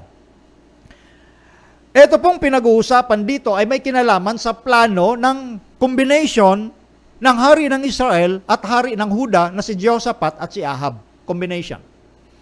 Yung mga prophets ng hari ng Israel na si Ahab, 400 prophets, nagkaisa na lusungin natin ang Ramot Galaad, ibibigay sa inyo ng Diyos yung Ramot Galaad through warfare o digmaan. Nung nagtanong naman ang hari ng Huda na si Jehoshaphat, kung meron pa ba ritong ibang propeta at meron nga doon, nag-iisa, si Micaias, na kinapopootan ni Haring Ahab naman dahil si Micaias kontra ng kontra sa aking plano. Oh. Pero sabi ni Jehoshaphat, ipatawag pa rin natin. At nung sa madaling salita, nung nandoon na si Micaias, sabi ni Micaias, magsiuwi na lang kayo sa inyong bahay. Matatalo kayo doon. Pinaparaphrase ko ang kwento ng Bible para mas maintindihan natin. Sabi ni Micaias, matatalo kayo doon. Nagalit talaga si Ahab. Sabi ko na sa iyo, Haring Jehoshaphat, di magsasalita ng tama yan eh. Bakit? Kasi itong majority, masigit 400 ito. Bakit magkakamali ito kaysa sa isa? Yan ang mindset ho ng mga dadayain ng demonyo. Papaanong magkakamali yung majority, ikay nasa minority, in fact, nag-iisa ka lang. That is the mindset na gustong-gusto ng mga espiritu ng demonyo para matupad yung kanilang plano through them. Ito ho yung sitwasyong ito. Kaya lumabas ang isang espiritu, tumayo sa harap ng Panginoon, nagpresenta, dadayain ko siya. Ito na nga si Ahab, kasama yung lahat nandun. And then, next Ali, verse 21. At kaniyang sinabi, ako'y lalabas at ako'y magiging magdarayang espiritu sa bibig ng lahat niyang mga propeta at kaniyang sinabi, iyong dadayain siya at mananaig ka rin. Lumabas ka at gawin mong gayon. Tingnan niyo. Ipapahintulot ho ng Diyos sa masasamang espiritu na i-possess, i-control yung isipan ng mga taong nagpapaniwala doon sa plano ng karamihan labas sa plano ng Diyos. Ito ho yung malungkot na magiging karanasan ng mga taong naniniwala sa plano ng sanglibutan kaysa sa plano ng Diyos. Magiging finalization that the spirit of the devils will take over them. In verse 22, sabi rito, ngayon nga, narito, inilagay ng Panginoon ang magdarayang espiritu sa bibig ng iyong mga propetang ito, 400 prophets. Ang Panginoon ay nagsalita ng kasamaan tungkol sa iyo. Tingnan nyo. Pinahintulot na ng Panginoon na talagang dayain sila ng magdarayang espiritu. Ito po ay pagsasalarawan lamang na ang Diyos patuloy ho tayong inaakay para mag-repent, para magsisi. No? Pero kung ikaw mas pinili mo na gawin yung plano mo, na gawin yung gusto mo, katulad ni Ahab, katulad ni Jehoshaphat during that time, ang Diyos, aalisin na niya yung kanyang protection sa iyo. At diyan ngayon papasok yung magdarayang espiritu. Yan ang sistema ng Biblia. Deuteronomio chapter 30. Nangyayari yung kasamaan sa tao, ito ay general rules, general principle ito. Nangyayari ang kasamaan sa tao kapag ang proteksyon ng Diyos wala na sa kanya. Doon magti-take over ang masamang espiritu. Di ba yan ang sinabi din ni Apostol Pablo sa 2 Tesalonica chapter 2? Na ipapadala sa kanila ng Diyos ang paggawa ng kamalian at pagpaniwala sa kasinungalingan. Kasi gusto mo nang gawin yung gusto mo. Ayaw mo nang maniwala sa Biblia kasi hindi naman popular yan. Nasa minority lang yan. Bakit magkakamali ang marami kaysa doon sa minority? Di ba? Doon papayagan ng Diyos, ipapahintulot na niya na i-take over ng masamang espiritu. At yun nga ang nangyari. Si Ahab, namatay doon sa Ramot Galaad. Si Jehoshaphat, binigyan pa ng Diyos ng pagkakataon. No? Alam naman ng Diyos ang puso ni Jehoshaphat. Kaya nga nag-request si Jehoshaphat na magpatawag pa tayo ng propeta ng Diyos nung nagmi-meeting sila. Ibig sabihin, nababagabag pa si Jehoshaphat. Kaya lang napilitan siyang sumama sa kanyang balae. Balae niya kasi si Ahab meron siyang, kumbaga, nag-atubili man siya, pero napapaniwala siya doon. Di ba ganyan ang sistema ng tao? Minsan nahihiya tayo, kaya minsan sumusunod na lang tayo, napipilitan ka, pero ang totoo, yung pagiging napipilitan na sinasabi mo, yan ang magdadala sa iyo sa kapahamakan. Kailangan tumayo ka sa prinsipyo. Kung anong tama para sa paniniwala na ibinigay ng Diyos, doon ka tumayo. Hindi yung sasabihin mo, napipilitan ka lang kasi kailangan. Hindi ho ganun yun Ang taong may prinsipyo, lalo na sa salita ng Diyos, hindi yun naniniwala sa napilit lang ako. Hindi yan naniniwala kasi napilitan kasi ako kasi kailangan na. Hindi ho tumayo ka dyan. No? O ngayon, nung umuwi nga itong si Jehoshaphat, nakaligtas siya doon sa giyera sa Ramot Galaad, niligtas siya ng Panginoon. Pagdating niya doon sa Juda, no, na kanyang pinagharian, pakiflash, 2 Kronika 19:1, at si Jeho, na anak ni Hanani na tagakita, ay lumabas na sinalubong siya. At sinabi sa Haring Jehoshaphat, ito sinalubong si Jehoshaphat ng propeta doon sa Huda naman, no? At sabi rito sa verse 2, at si Jeho na anak ni Hanani, verse 3 na pala. Verse 2, eto. Tutulungan mo ba, sabi ng propeta kay Jehoshaphat, hari ang kausap ni Jeho, tutulungan mo ba ang mga masama at mamahalin yaong mga napupuot sa Panginoon? Dahil sa bagay na ito ay kapuotan ng sasa iyo na mula sa harap ng Panginoon. Anong salubong? Nung propeta, nung nalaman niya na nag-alyansa, sinamahan ni Haring Jehoshaphat yung masama na hari na si Ahab na kanyang balae. Kakaya naman kasi kay balae, samahan ko na lang siya. Galit ang Diyos doon. Hindi ka pwedeng makipag-alay sa mga hindi mananampalataya ng Diyos gaya ni Ahab. O di ba hari siya sa Israel? Supposedly, mananampalataya siya ng Diyos. Yes. Sumasampalataya siya kay Yahweh, pero sumasampalataya rin siya kay Baal. Hindi po pwedeng mamangka sa dalawang ilog. Sabi nga ni Kristo, walang makapaglilingkod sa dalawang Panginoon. Kaya nga naalala ninyo yung sabi ni Elias doon sa Mount Carmel na duelo. Bago manalangin si Elias para bumaba ang apoy galing sa Diyos, sabi ni Elias, hanggang kailan kayo mananatili sa dalawang isipan? Two opinions. They are worshipers of Yahweh, at the same time, they are worshipers of Baal. Ayaw ng Diyos yung dalawa. Hindi pwede isa lang. Hindi pwedeng compromise. Galit ang Diyos. Kaya nga itong kanyang propeta sa Huda, sinalubong itong si Jehoshaphat at sinabi, Tutulungan mo ba ang masama at mamahalin yaong napupuot sa Panginoon? Hindi ko kasi pwede magsama ang masama at mabuti. Mabuti ho si Jehoshaphat. Si Ahab ay masama. Hindi ka pwede makipag-alay. Ika'y mananampalataya, sila'y hindi mananampalataya. Maniniwala ka sa hindi mananampalataya. Makikipag-alay ka ba sa masasama? Yun ang balita na ipinapadala ng Panginoon. Mula noon hanggang ngayon, ganyan ho yan. Tingnan ho ninyo, ang pagdidiin pa ni Santiago. Hali, pakilagay, ha? Santiago 4:4. Tingnan nyo. Kayong mga ngalunya, hindi ba ganinyo nalalaman na ang pakikipagkaibigan sa sanglibutan ay pakikipag-away sa Diyos? The principles and the teachings of God from the Old Testament down to the New Testament is still the same. Walang pagbabago yan. Hindi o tayo pwedeng makipag-alyansa sa sanglibutan. Hindi tayo pwedeng makihalo, makisama sa hindi mananampalataya ng Diyos. Hindi ka pwedeng makipagkaibigan sa sanglibutan. Ang tawag sa iyo, mga ngalunya, adulterers, fornicators. Dito maraming nabubulag hanggang sa huling araw na ito. Pag nakipag-alay ka sa sanglibutan, kapag nakipag-alay ka sa masasama, ang tawag sa iyo, kaaway ka na ng Diyos. Tingnan nyo, next Ali. Sino man ngang mag-ibig na maging kaibigan ng sanglibutan ay nagiging kaaway ng Diyos. Hindi mo pwedeng mamangka sa dalawang ilog. Either taga sanglibutan ka, kaaway mo ang Diyos, o sa Diyos ka, kaaway ka ng sanglibutan.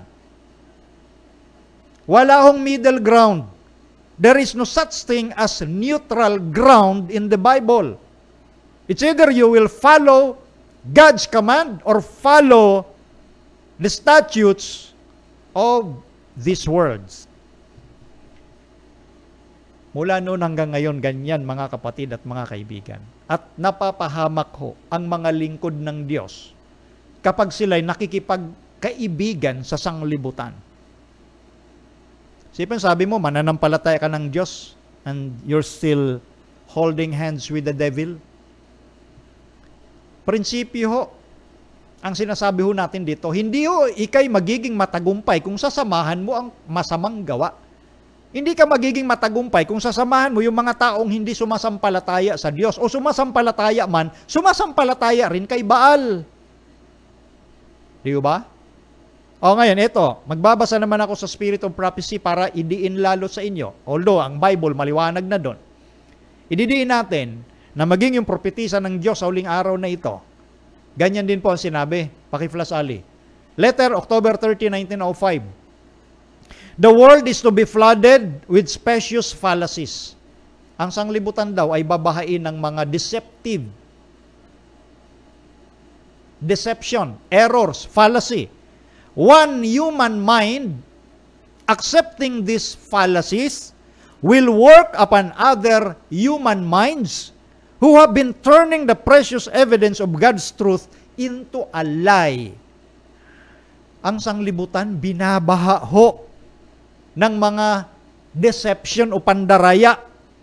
Ang isang isipan ng tao, kapag tinanggap yung mga deceptive fallacies na ito, i-impluensyahan niya yung ibang isipan na tumaliko doon sa napakagandang mga katunayan ng katotohanan ng Diyos at ginawa nila yung katotohanan na yun ng kasinungalingan. Sipin nyo yan. Hindi ho smooth ang paglalakbay natin bilang mga Kristiyano. Marami ho ngayon, kampante, palagay, tuwan-tuwa, okay tayo. Okay ang bayan ng Diyos. Tingnan nyo, tuloy pa natin. These men will be deceived by fallen angels when they should have stood as faithful guardians, watching for souls, as they that must give an account. They have laid down the weapons of their warfare and have given heed to seducing spirits. Ito ikang mga lalaking ito na mga nadaya ng mga fallen angels na dapat sana makita sa kanila yung katapatang maging bantay.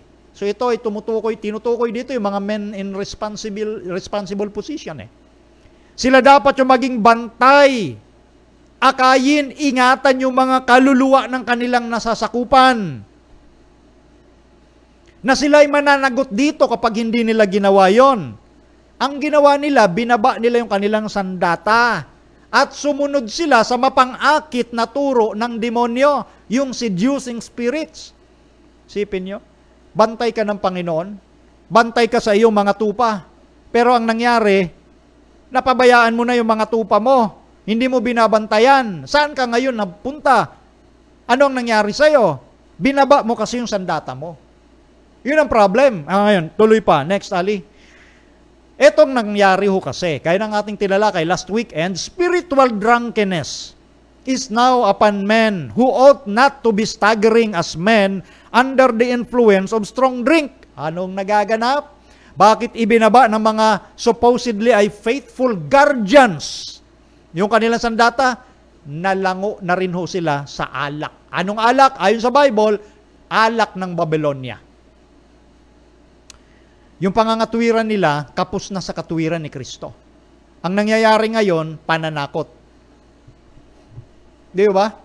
Nakatayo pa ba tayo sa Espiritu ni Kristo?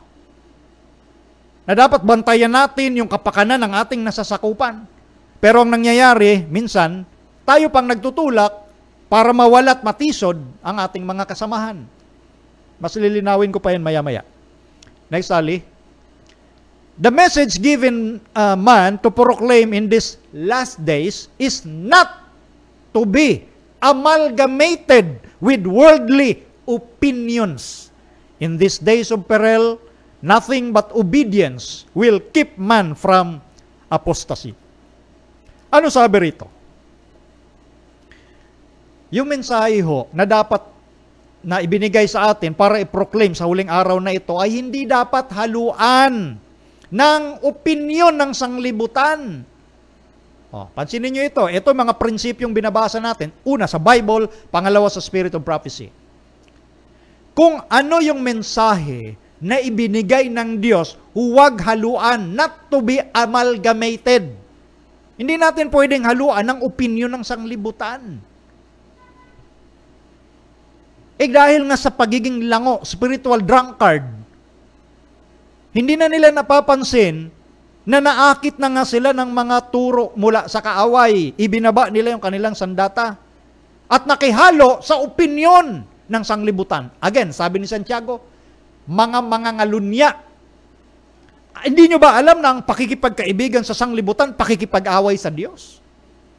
Pero hindi nila nakikita yon na pakikipag-away sa Diyos, yung pakikipagkaibigan sa sanglibutan kasi masaya. Di ba? Okay, tuloy pa natin, ha? Huwag hahaluan. Tandaan natin yan. God, next Ali, God has bestowed on man great light and many blessings. But unless this light and these blessings are received, they are no security against apostasy and disobedience. When those whom God has exalted to positions of high trust, stop. Pansin nyo yan, ha? Una, balikan ko lang yung unang sinabi.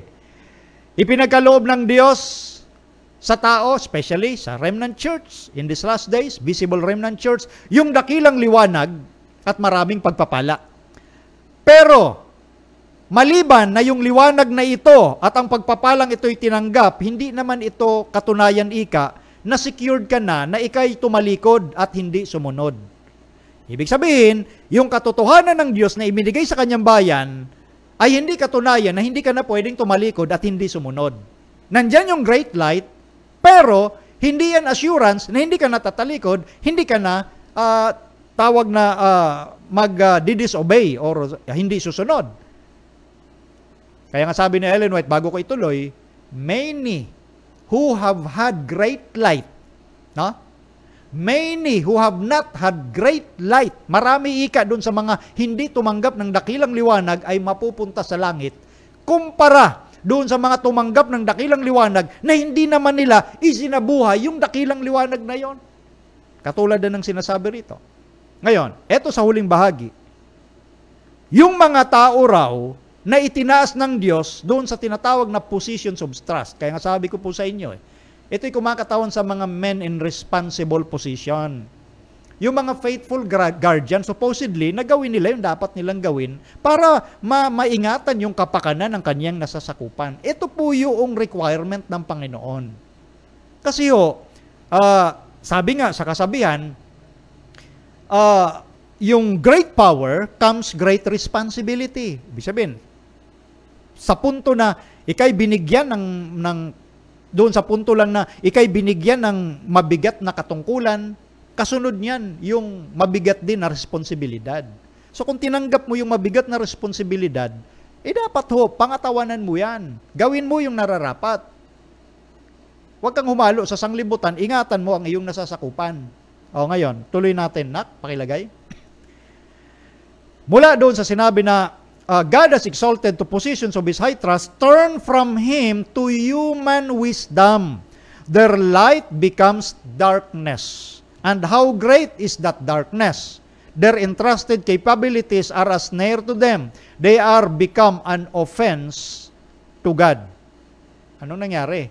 Kapag yung binigyan ng dakilang liwanag na yun ng Diyos, ay tumalikod sa Kanya at mas naniwala sa human wisdom. Yan yung binabanggit kanina ni Ginang White sa binasa pa natin, na huwag nating haluan, not to be amalgamated with worldly opinions. Pero kung tayo doon ang ating paniwala sa human wisdom, yung ating liwanag, yung great light natin, magiging kadiliman. At gaano katindi yung kadiliman na yan. Kita niyo? Next, Ali. And when Satan tempts them to follow worldly principles, they yield, and making crooked paths for their feet, they lead others astray. Kung ikaw ay naniniwala sa human wisdom, ang gagawin ni Satan sa'yo, tutuksuhin ka na sundin mo yung panuntunan ng sanglibutan at susunod ka. They yield. Kaya nga naging crooked yung kanilang dinadaanan ng kanilang mga paa at eto na, inakay din nila yung iba. Kaya nga, di ba, sabi ng Bible, ang bulag na umakay sa kapwa bulag, kapwa sila mahuhulog sa hukay. Kasi yung dakilang liwanag na binigay ng Diyos, hindi mo isinabuhay. Hindi mo ginampanan yung responsibilidad na ipinagkatiwala sa iyo ng Diyos. Mas pinaniwalaan mo yung mga pulisiya ng sanglibutan. At anong mangyayari? Next, Ali. The inexperienced follow where they go, supposing that the judgment of Christians so experienced must be wise. Ito na, sa tao na nakatuon. Ngayon, ito. Sa huling slide na babasahin ko, sinabi ito ni Ellen White regarding sa magaganap before the second appearance of our Lord Jesus Christ. Ito yung kadalasang nagagamit ngayon. Sa huling araw na ito, bago dumating si Kristo. Tingnan nyo Ali, paki-flash. Ministers, lawyers, doctors, who have permitted these falsehoods to overmaster their spirit of discernment will be themselves deceivers, united with the deceived. A spiritual, drunkenness will take possession of them. Pansinin po natin yung sinabi ng ating propetisa. Itong mga profesyon na ito, hindi ho ibig sabihin pag ministro ka, abogado ka, doktor, hindi ibig sabihin naman, hindi ho. Ang sinasabi ho dito ni Ginang White, itong ganitong profesyon, katulad ng ministro or pastor, mga abogado o mga doktor, mga gamot, na nagpahintulot. Therefore, nakapaloob lang ito doon sa mga nagpahintulot dito sa mga profesyon na ito, na yung kasinungalingan ay daigin sila at hindi na nila gagamitin yung kanilang discernment, yung tamang pangunawa. Sila mismo'y madadaya at sila'y makikiisa sa mga nadaya dahil yung spiritual na pagkalango ay magpo-possess. Yan ang magte-take over sa kanila. Ngayon, pansinin natin lalo na sa kapanahunang ito. Di ba sa halip na di ba pag ministro ka ng Panginoon, ang iyong malasakit, ang iyong pag-iingat, ang iyong isipan ay nakatuon sa plano at linya o daan ng Panginoon na palalakaran mo rin sa mga tupa ng Panginoon. Hindi mo yan tupa. Mga tupa yan ng Panginoon. Ika'y nabigyan lang ng great responsibility ng Panginoon. So dapat akayin mo sila patungo doon sa daan ng Panginoon at hindi sila malihis sa landas ng Panginoon. Ganon ang gawain ng ministro. Pero kung ang ministro ay pinahintulot niya na yung kasinungalingan ay daigin siya, mawawala yung kanyang discernment. Sa halip na maakay niya yung kanyang nasasakupan sa tamang landasin ng buhay, siya pang magiging dahilan sa ikatitisod ng kanyang nasasakupan.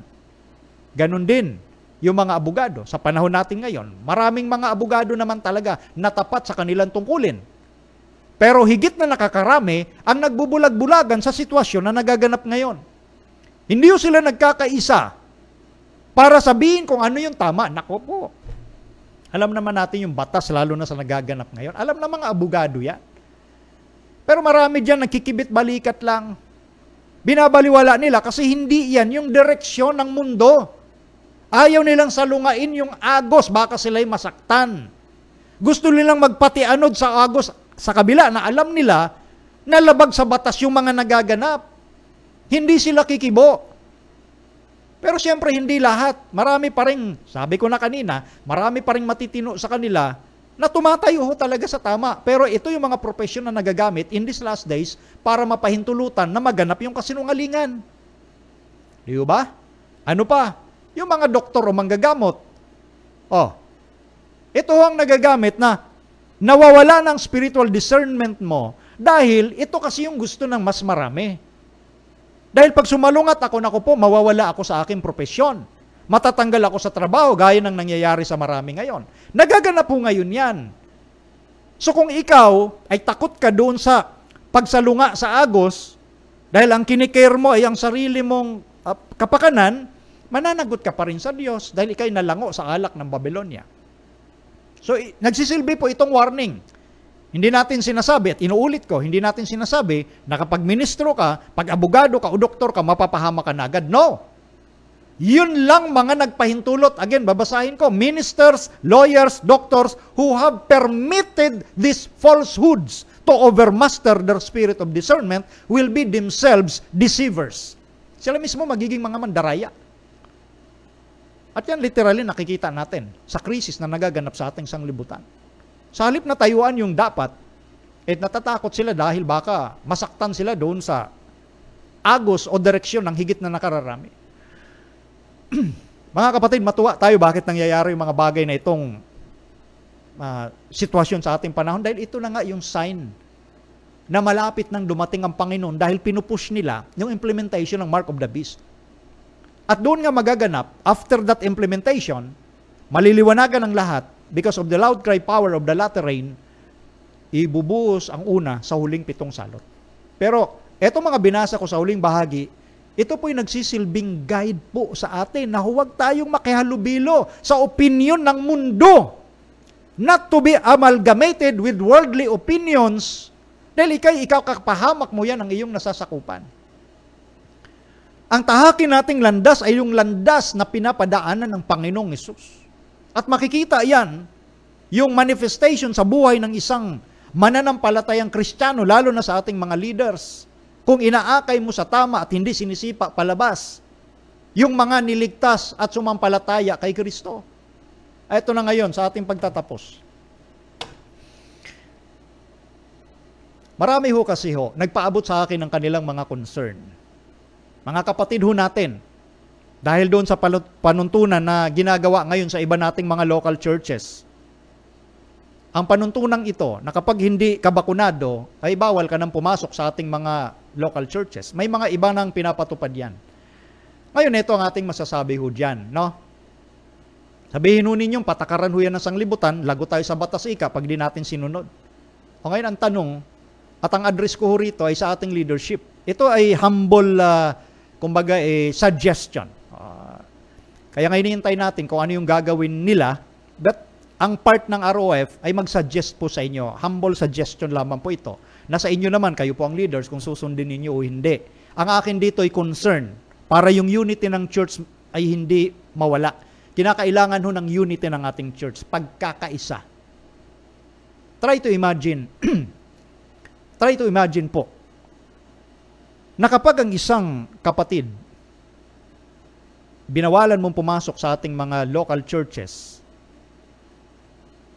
at ipipilit mo sa kanila yung ipinipilit ng gobyerno na kanilang gawin, which is magpabakuna, at sasabihin mo pa rin sa kanila na yan lang ang solusyon. Hindi ka na pwede pumasok kasi batas ng ating gobyerno yan. Hindi ka na pwede pumasok sa ating iglesia.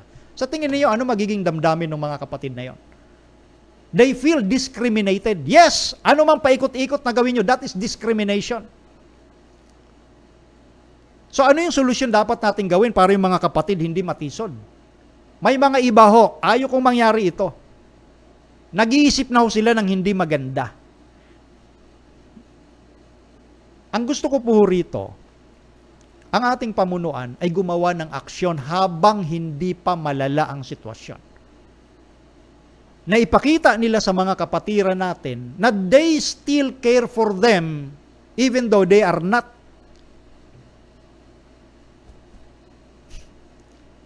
Hindi sila bakunado. Minsan kasi, ewan ko, medyo naiilang ho akong banggitin sa wikang English yung ganung bagay kasi baka, ang sinasabi ko rito sa ating iglesia, no? Okay, worldly policy yan eh.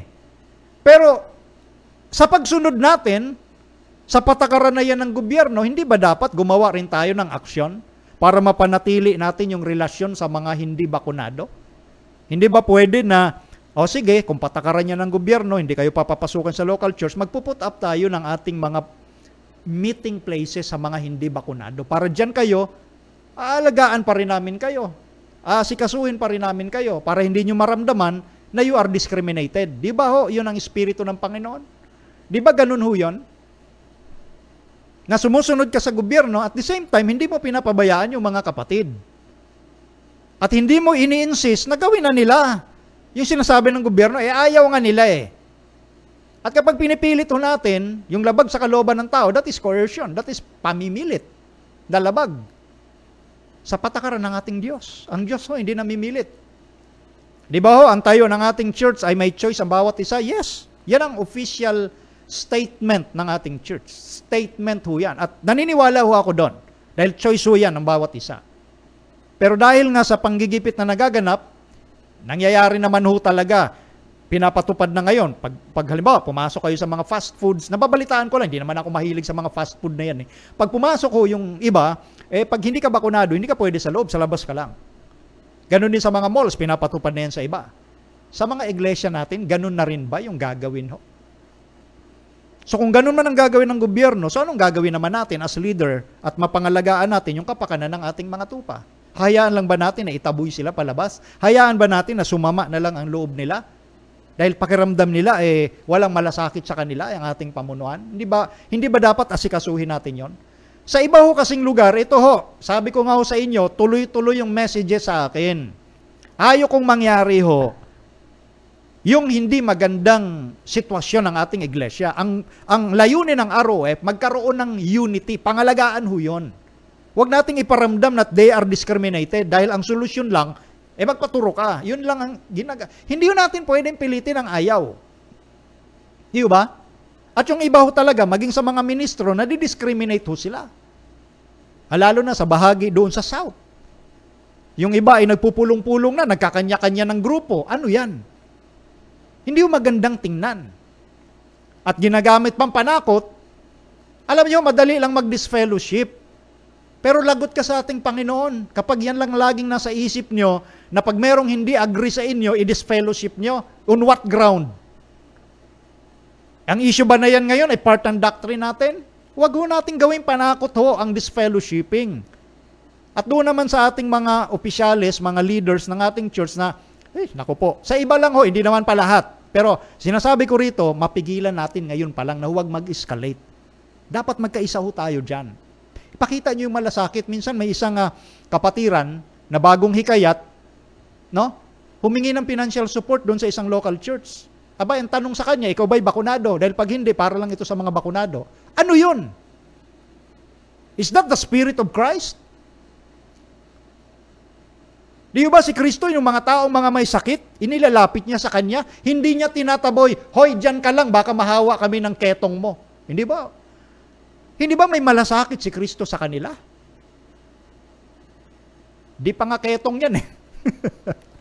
Hindi pa nga keto ang pinag-uusapan natin dito eh. So, baguhin natin yung spirit. Pray tayo sa ating Panginoon na maunawaan natin yung mga kapatid na ayaw sa ganyan. Iparamdam natin sa ating mga kapatid, kahit hindi ka ganyan, hindi ka bakunado, may malasakit kami sa iyo. That is the Spirit of Christ. Na maramdaman nila yung pagmamalasakit ho natin.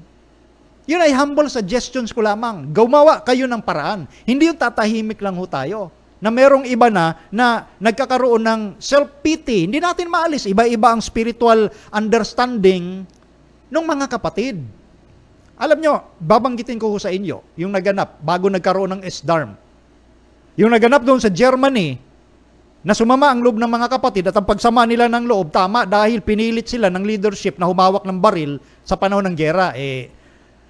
Ating tayo ng ating church, hindi ganon. No?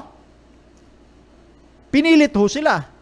At bago maasikaso yung kaso, umabot ng 5 taon. Mayroon ng mga offshoot. Mayroon ng mga SDARM.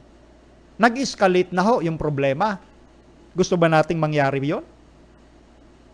Di ba? Gusto ba nating lumala muna bago tayo mag-ayos? Gusto ba nating patagalin muna para bago natin iparamdam yung malasakit sa ating mga kapatid na kayo, we are still part of the church. Bakit natin dinidiscriminate? O maaaring sabihin ninyo, wala namang discrimination. O anong tawag doon? Hindi mo papasukin. Hindi sumusunod sa batas ng gobyerno. Ano naman ang gagawin mong panuntunan para hindi nila maramdaman na na-discriminate sila. O sa tingin mo, hindi ka nagdi-discriminate, pero sa tingin nila, dinidiscriminate sila. So as a leader, anong gagawin mo doon sa mga they are feel discriminated? Yun yung punto, mga kapatid, na ipakita natin yung malasakit doon para hindi lumala ang sitwasyon.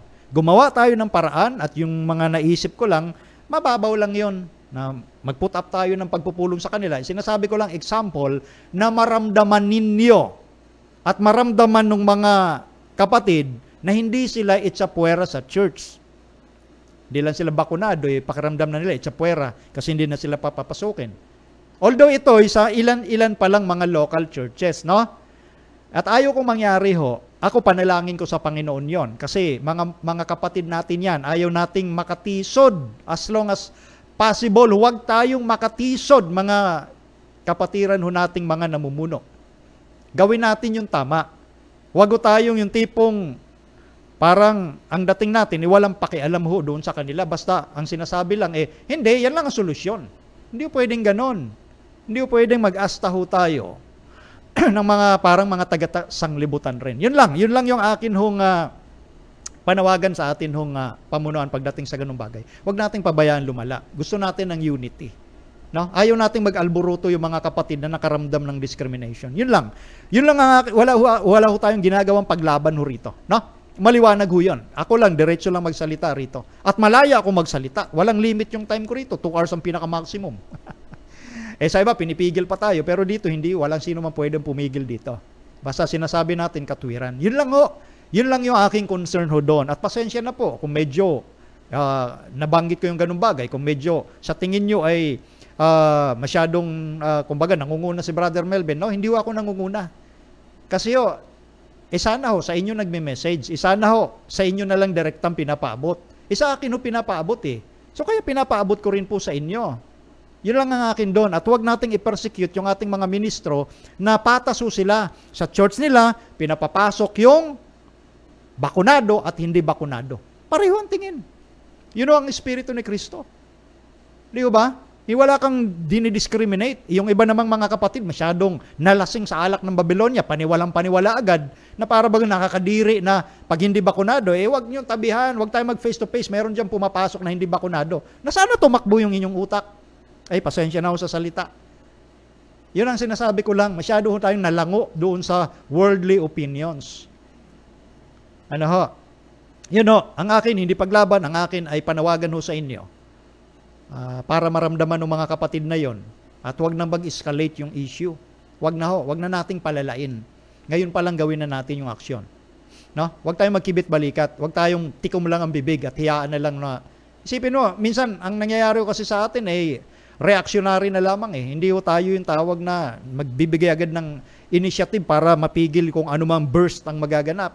Wag ho nating hintayin lumala pa. Okay? So yun lang yung panawagan ho natin. Sana ay nagkaunawaan tayo pagdating sa bagay na yon. At yun po ang ating naging paksa ngayon, yung alak ng kagalitan ng Diyos. So, panalangin natin sa Diyos, mga kapatid at mga kaibigan, na ang ating Panginoon ay laging kasama natin. Magiging saved tayo. Magiging ligtas tayo kung ang ating Panginoon kasama natin sa bawat araw ng ating buhay. Yun ang tanging nagliligtas sa tao. Only, and again, only Jesus saves. Siya lang ang nagliligtas. Okay po?